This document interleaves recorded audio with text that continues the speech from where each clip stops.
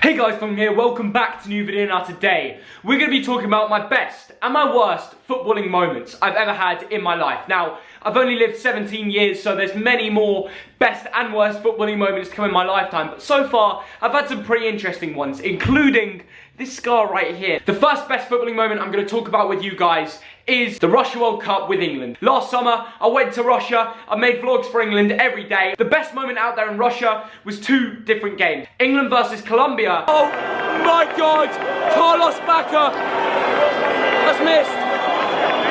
And it's all up for grabs here now for England.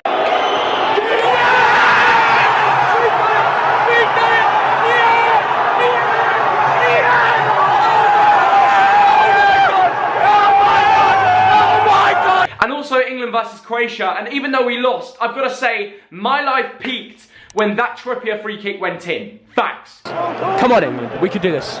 Very good opportunity in the 4th minute. Trippier to take.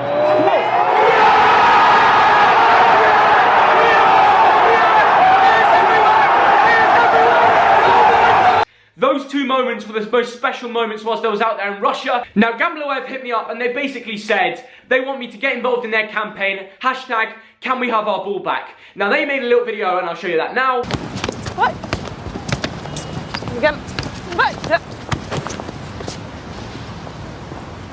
Where's it gone?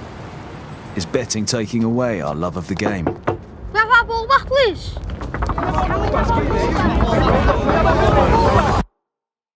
It's a really good video, and it's basically about how gambling's taking over football. Like, 9 of the 20 Premier League clubs are sponsored on their shirts by gambling ads, and 17 out of the 24 Championship clubs, which is a mental amount to think, like you might have not even realised, are also sponsored on the shirts by gambling ads. The reason I'm talking about this is I'm talking about my favourite moments, and all my favourite moments, and even the worst moments as well, are nothing to do with gambling. So 10, 11 years ago, Bolton played at Atletico Madrid. I was like 6 or 7 years old at the time, and it was one of the most amazing trips of my life, but it also had the worst moment. Now, this is the moment I got this scar. On the day of the Madrid-Bolton game, I know, we were there for a week, and on the day this happened, it's mental.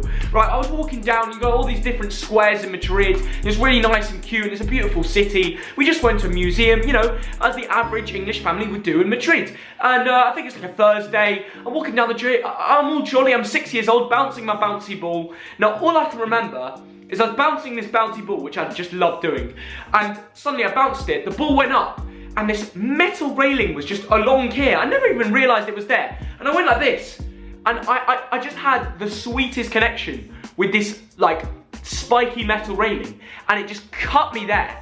Blood was going everywhere.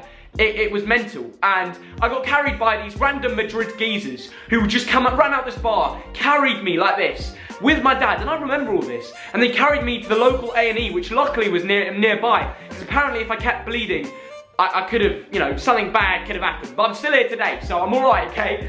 And that was the worst footballing moment I've ever had.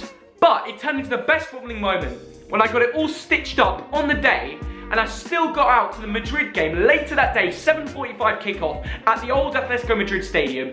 It was the second leg, we were 1-0 up, where it ended 0-0 in the game, although we went through and we beat Atletico Madrid. And guess who was in that Atletico Madrid side, guys?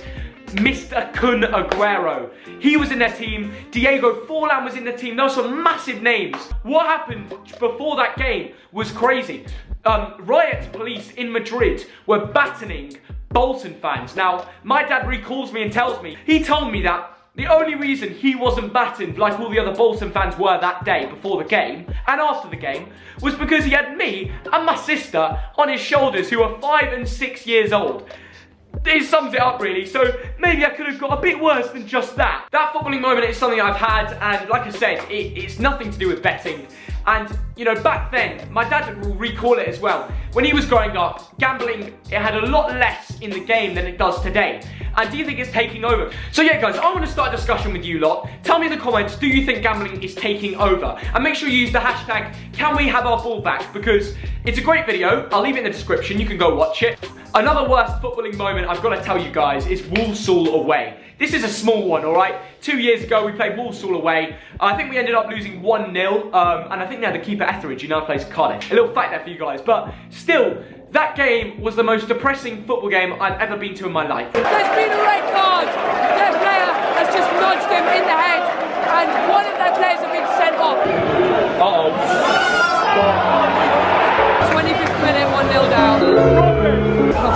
which has changed the game. Go on. What a save. Keshi Anderson's just been sent off in the last minutes of the game. With nothing. It's a shame we lost 1-0. We played alright. We could have got a goal. Tell me your best and worst footballing moments in the comment section down below. Make sure you do use the hashtag Can We Have a Ball Back. If you think gambling is really taking over football, can we please have a ball back? We want to enjoy the game without all the gambling going everywhere. Please like, because I always appreciate all the love, and I'll catch you all later. Bye guys.